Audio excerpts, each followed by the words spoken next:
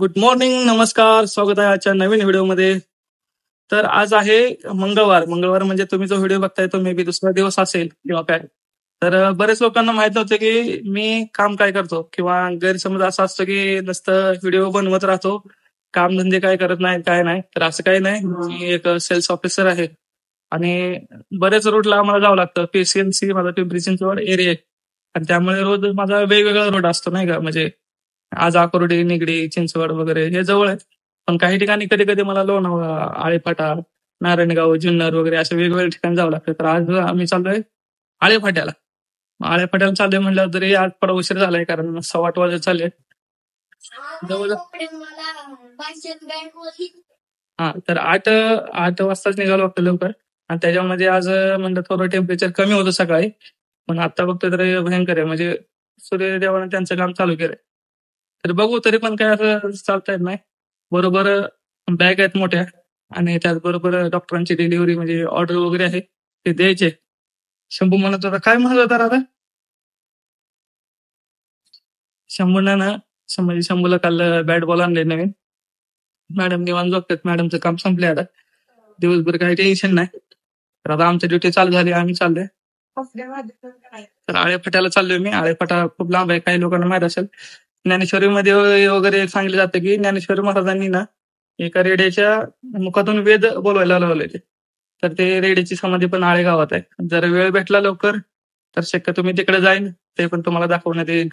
त्याचबरोबर कोणतेही काम सोपं नसतं. प्रत्येकाला वाटतं की तुझं लय भारी आहे, नाही का? आम्हाला लय तापतं वगैरे असं काही नाही. प्रत्येकाच्या आयुष्यात प्रत्येकाला काही ना काही अडचणी असतात आणि प्रत्येकाला काम केल्याशिवाय तर काय पोट भागत नाही. त्याच्यामुळे काम तर करावं लागतंय. आज काही नाही इच्छा जाण्याची, पण नाईलाज आहे. एवढ्या लांब आता जवळ-जवळ 85 ते 90 किलोमीटर आहे मला. एवढ्या लांब टू व्हीलरनं जायचंय आणि ते डिलिव्हरी द्यायची त्याचबरोबर तिथलं बाकीचं काही काम करायचंय. नंतर मग रिटर्न येणार आहे. तर बघू आपला आजचा प्रवास कसा होतोय, काय होतंय. तर चला मग. तर प्रवासाला सुरुवात केलेली आहे. बॅक साईडला तुम्हाला गाथा मंदिर दिसत असेल आपल्या घराजवळच आहे. पण सध्या मी थोडं नदीवर आलोय म्हणजे पूल आहे, पुलावरती आहे. तर हे बघा, हे बॅग आहे पुढं. जवळजवळ 30-40 किलो वजन आहे बॅगेचं. आणि मागं पण एक ही बॉक्स आहे. त्या बॉक्सचं पण जवळजवळ 30-40 किलो वजन आहे. आता हे जवळजवळ 70-80 किलो आहे. हे घेऊन आम्हाला जवळजवळ 80 ते 90 किलोमीटर आहे आळेपाडा इथून. तर 90 किलोमीटरचा प्रवास करायचा आहे आणि तिथून मग रिटर्न यायचं. 8:30 वाजत आलेत. तर आपला प्रवास चालू होईल. आता काही जास्त व्हिडिओ म्हणजे चालत्या गाडीवरती काढता येणार नाही मला. तर ज्यावेळेस थांबन त्यावेळेस वगैरे बघूयात आपण कसं काय होतंय ते. त्याचबरोबर ना इथं एक काम चालू आहे नदीवरचं, ते पण थोडं दावतो तुम्हाला. हे बघा, इंद्रायणी नदी आहे आणि त्याचबरोबर समोर ना तुम्हाला तिकडे मेन मंदिर दिसतंय ते. तो लहान पूल आहे इंग्रजांच्या काळातला. त्याच्या पलीकडे ते जगद्गुरु संत तुकाराम महाराजांचं ते मेन मंदिर आहे, विठ्ठल मंदिर. आणि त्याच्यानंतर ह्या नदीमध्ये ना हे थोडं इथं काम चालू आहे बघा. खूप दिवस झालं काम चालू आहे. काय चालू आहे काय माहित नाही, पण पूर्ण पाणी अडवले नाही का, थोडं आता फ्लो चालू आहे बाकी. त्याचबरोबर इकडं आपलं आहे ते गाथा मंदिर आहे. किती छान दिसतंय इथून. अशा पद्धतीने आपला आजचा प्रवास सुरू करत आहे आपण. चला, गणपती बाप्पा मोरया.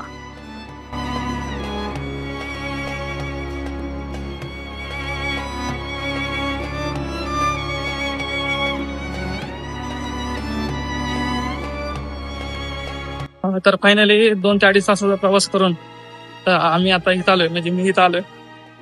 जवळजवळ 8 वाजता निघलो होतो. 11:15 वाजून गेलेत. तर डॉक्टर पण वरती आलेत. ते गाडी इकडे लावली. तर ती गाडी घेऊन आपलं सामान घेऊन जायचंय वरती. प्रवास. तर डॉक्टरांची व्हिजिट करून झाले.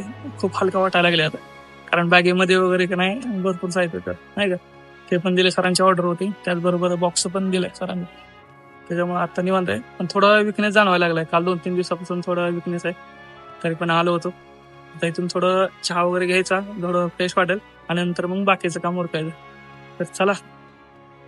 तर मित्रांनो, चहा प्यायला आलोय. येवले चहा आहे. येवले बाहेर ब्रँड आहे यांचा. येवलेचा पहिले ना पूर्वी फक्त चहा भेटत होता, पण त्यांनी आता त्याचबरोबर नंतर ना बरेच त्यांचे स्वतःचे ब्रँड काढले. जसे की बघा, हे पाणी बॉटल आहे येवले. ऍडव्हर्टाइज नाही करत, पण एखादा ब्रँड जर मोठा झाला ना तर त्या गोष्टीचं काही चालू शकते. फक्त चहा होता पहिले तर त्याचं ना त्यांनी पाणी बॉटल नाही का स्वतःचे क्रीम गोल्ड मस्का पाव वगैरे बरेच बरेच काहीतरी प्रोडक्ट काढले त्यांनी. असो शेवटी ब्रँड एकदा झाल्यानंतर काही प्रॉब्लेम येत नाही. हा सकाळी 8:30 वाजता निघालो होतो तेव्हापासून पाणी पिलं होतं डायरेक्ट. ते ओझं असल्यामुळे कुठं थांबता आलं नाही. पण आता डॉक्टरांचा पण कॉल केलाय, पाणी घेतलं थोडं बरं वाटतंय. विकनेस आहे थोडं, मग असे म्हणलं होतं नाही विलाज आहे, काम तर करावं लागतं नाही का. तर चहा पण मागवलाय, चहा घेऊया आता बाकीचं काम उरतंय. किती जरी अडचणी आल्या तरी काम केल्याशिवाय आपल्याला पर्याय नाही, काम तर करावंच लागतं. असं कसं आहे ना, चहा पिल्याशिवाय ना घरातून बाहेर आल्यासारखं वाटतच नाही.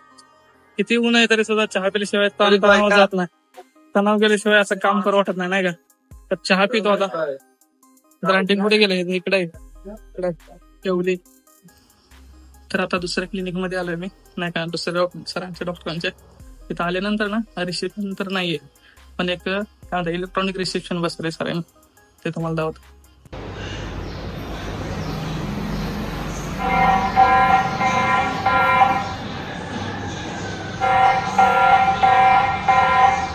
कॅमेरा छोटाच आहे, त्याच्या समोर जर कोण आलं ना तर अचानक हा बीप बीप बीप असा आवाज करतो किंवा वॉर्निंग देतोय. हा आहे टेक्नॉलॉजीचा फायदा. चांगल्या गोष्टी आहेत तेवढ्या वाईट पण आहेत, पण आपण काय घ्यायचं आहे आपल्याला समजलं पाहिजे. खूप चांगलं आहे. आता मी आतमध्ये आल्यानंतर म्हणजे मला माहित होतं ब्लॉग आता इथला पहिलाच काढतो, त्याच्यामुळे लगेच ते डायरेक्ट बीप बीप करते, म्हणजे सर आतमध्ये त्यांना पण समजते. मित्रांनो तुम्ही आता कॅमेरा ऍज अ रिसेप्शन हे तर तुम्ही बघितलं असाल, म्हणजे चांगला टेक्नॉलॉजीचा वापर जर चांगल्यासाठी केला तर खूप छान होतोय. साधारणतः कॅमेरा 1-1.5-2 हजाराचा किंवा मॅक्झिमम 5 हजाराचा मे बी असू शकतो, पण त्याचा फायदा खूप छान आहे नाही का. म्हणजे जर आपल्या घरामध्ये किंवा कुठं नाही का ज्यावेळेस एंट्री वगैरे करताना जर लावला तर खूप छान आहे तो, म्हणजे नाही का मिनिमम मिनी सीसीटीव्ही कॅमेरा या पद्धतीने तो आहे. आणि त्याचबरोबर बीप पण करतोय, तुम्हाला इंडिकेशन वगैरे देतोय, खूप छान आहे. आणि त्याचबरोबर डॉक्टरांशी बरेच सारं डिस्कशन करताना मला एक नवीन डॉक्टरांचं नाव सांगितलं. नवीन म्हणजे मला ते डॉक्टर माहिती आहेत, मी त्यांना भेटत होतो, पण त्यांचा पण एक युट्यूब चॅनल आहे, म्हणजे आयुर्वेदाच्या रिलेटेड जे काय आहे तर ते त्याच्यावरती ते व्हिडिओ बनवतात. आणि डॉक्टर तुषार फोगाट सरांचं तर त्यांची जवळजवळ 3 लाख फॉलोवर आहेत, म्हणजे सबस्क्रायबर आहेत युट्यूबला. म्हणजे एका नॉलेजेबल व्हिडिओ मध्ये आणि मराठीमध्ये आयुर्वेदाच्या 3 लाख जर तुमचे सबस्क्रायबर असते तर ती खूप मोठी गोष्ट आहे. त्यांना मी पहिल्यापासून ओळखतोय. तर मी आता त्यांच्या इथं आलोय, म्हणजे इकडे अलीकडे बिल्डिंग दिसते ना माझं, त्या बिल्डिंग मध्ये ते डॉक्टर आहेत. आता अजून वर काही गेलो नाही, जर असतील तर त्यांना भेटायचं, व्हिजिट करायची. त्यांच्याकडून आपल्याला अजून काहीतरी नवीन माहिती भेटेल चांगली. खूप छान झालं. तर आता जाऊन आपण बघूयात काय माहिती सांगतात ते. बऱ्यापैकी जमते मला एडिटिंग वगैरे, पण त्यांच्याकडून अजून एक्स्ट्रा ऍडिशनल काहीतरी आपल्याला भेटत राहील. तर बघूयात आपण काय होतंय ते. तर मित्रांनो अशा तऱ्हेने सरांची खूप छान विजिट झाली आणि खूप नॉलेजेबल वगैरे त्यांनी सांगितलं मला नाही का, डिस्क्रिप्शन कसं असावं किंवा नाही का बऱ्याच काही गोष्टी, थंबनेल कशी वापरायची, थंबनेल कोणत्या याच्यातून वापरतात किंवा नाही का एडिटिंग वगैरे करतात. आणि सरांचा एकच चॅनल असं नाहीये, 3-4 चॅनल आहेत ऍक्च्युली. त्यांच्या मिसेस आणि डॉक्टर म्हणजे सर दोघंही त्याच्या याच्यावरती जास्त करतात. त्याचबरोबर त्यांची ओपीडी पण चालू असते. तर खूप छान वाटलं, सरांनी खूप मोटिवेशन दिलं, म्हणजे स्कोप पण छान आहे याच्यामध्ये. फक्त करत राहा, प्रयत्न तर आपले चालूच आहे, तुमचं तेवढं सहकार्य पाहिजे. आपण तुम्हाला नवीन अशाच पद्धतीने व्हिडिओ वगैरे कॉमेडीचे वगैरे अजून आणण्याचा प्रयत्न करू. ऍक्च्युली शॉर्ट व्हिडिओला येतात आपले व्ह्यूज वगैरे चांगले नाही का, पण लॉंग व्हिडिओचा एवढा काय अनुभव नाही. ते एडिटिंग वगैरे खूप भयंकर असते, ते तेवढं जमत नाही आपल्याला. किंवा कंटेंट वगैरे किंवा काय नाही का रोजचं काही सांगायचं, आपण काही सेलिब्रिटी नाहीये. पण आता ज्या वेळेस आपण बाहेर जाऊ किंवा काय, त्याबद्दल मी तुम्हाला नक्कीच एक्सप्लेन करत राहीन. काय झालंय मग असे खूप गप्पा मारले सरांबरोबर, त्यामुळे थोडं असं अडखडल्यासारखं होतंय. पण थँक्यू डॉक्टर वगैरे बघतील व्हिडिओ नंतर, पण खूप छान माहिती दिली.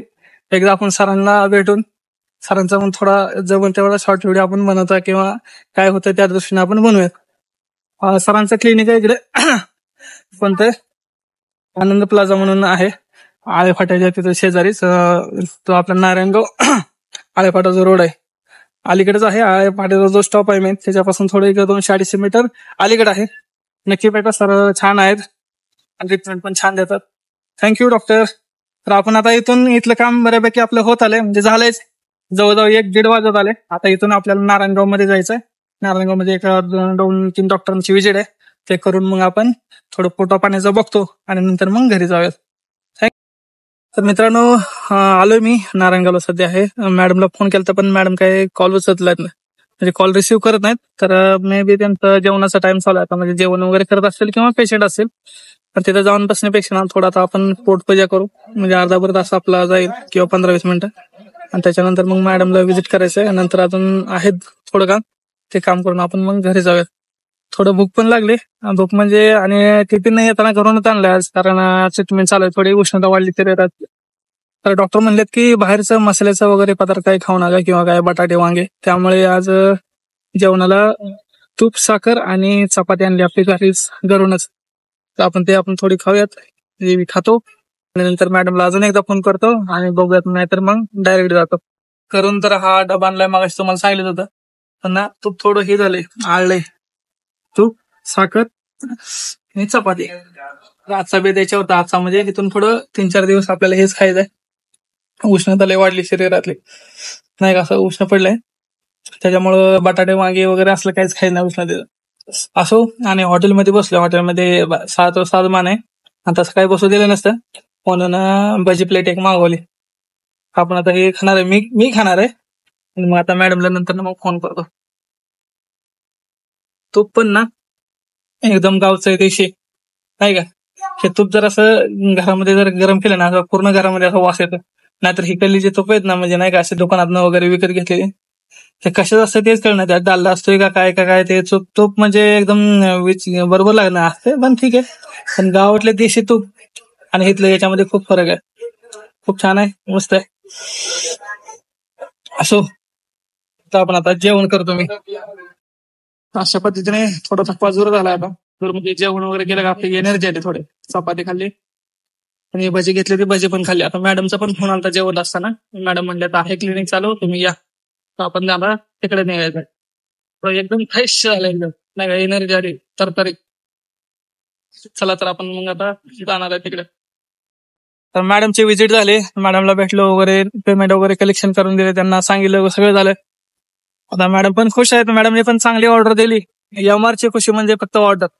जर ऑर्डर भेटली तर एकदम दिवस छान जातो. तसं होती POB पहिल्यापासूनच. मॅडमचा सपोर्ट पण असतो असाच. असो. आता थोडं काम राहिले, जवळजवळ 80%-90% काम संपत आले. अजून थोडे 1-2 व्हिजिट आहेत, तेवढे करून डायरेक्ट शिवमंतर. अशा पद्धतीने आपलं आजचं काम समाप्त झालेलं आहे. अशा तऱ्हेने हॅपी डे झालेला आहे. हॅपी म्हणजे येताना कणत कुतत वगैरे आलं होतं, नाही का, असं विकनेस वगैरे होता. पण जेव्हा डॉक्टरांनी आपल्याला मोटिवेशन केलं, मला मोटिवेट दिलं, तेव्हापासून जरा थोडी एनर्जी आल्यासारखं वाटायला लागले. असो. तर मग सगळं काम झाले. नारायणगावात मॅडमला भेटून नंतर 2 हजार व्हिजिट केल्या. नंतर स्टॉकीज व्हिजिट असते, स्टॉकीज व्हिजिट केले. आणि त्याच्यानंतर आता थोडं मी बाहेर आले नारायणगावच्या. जवळजवळ 3:30 वाजत आलेत, 3:30-4:00. तर आता येताना ना 2 तास लागले होते.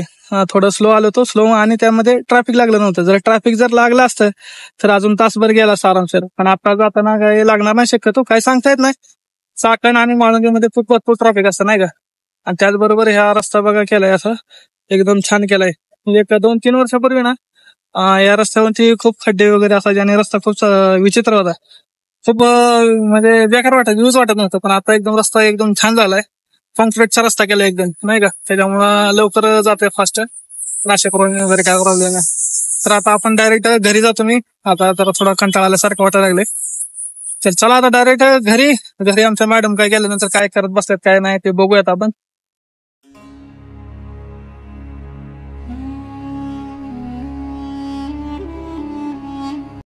तर फायनली आलोय घरी आता.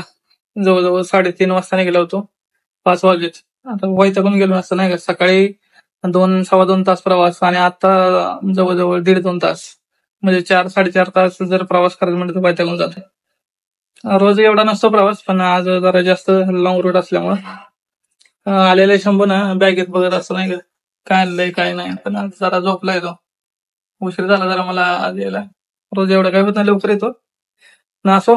तर आजच्या ब्लॉग मध्ये महत्वाचं म्हणजे डॉक्टर भेटले आपल्याला छान. त्यांनी गायडन्स केलं चांगलं युट्यूब बद्दल किंवा काही मोटिवेशन केलं. त्याचबरोबर बऱ्याच डॉक्टरांची चांगली ओळख झाली आज. कारण याच्या आधी कधी युट्यूब बद्दल किंवा मी युट्यूब व्हिडिओ काढतोय याच्याबद्दल मी बोलत नव्हतो. पण आता आज थोडं बऱ्याच डॉक्टरांनी डिस्कशन केल्यामुळं वेगळी ओळख निर्माण झाली, नाही का. म्हणजे सेल्स मध्ये तर आहेच, पण त्याच्यापेक्षा एक वेगळी आयडेंटिटी तयार झाली. तर आता जेवणाची तयारी चालू आहे. बघूया. जेवण आणायचं आहे लगेच आता. जेवण जरा करतो थोडं, मग रिलॅक्स होतो. तर हे असं असतंय सेल्स ऑफिसरचं काम. म्हणजे काय म्हणतात त्याला, डेस्टिनेशन वेगवेगळं असतंय, पण काम प्रत्येकाला असतात. असं असा ब्लॉग कसा वाटला सांगा. लाईक करा, आवडला तर शेअर करा, कमेंट करा. आता इथून पुढे असंच काहीतरी नाही का नवीन नवीन तुम्हाला दाखवत राहील.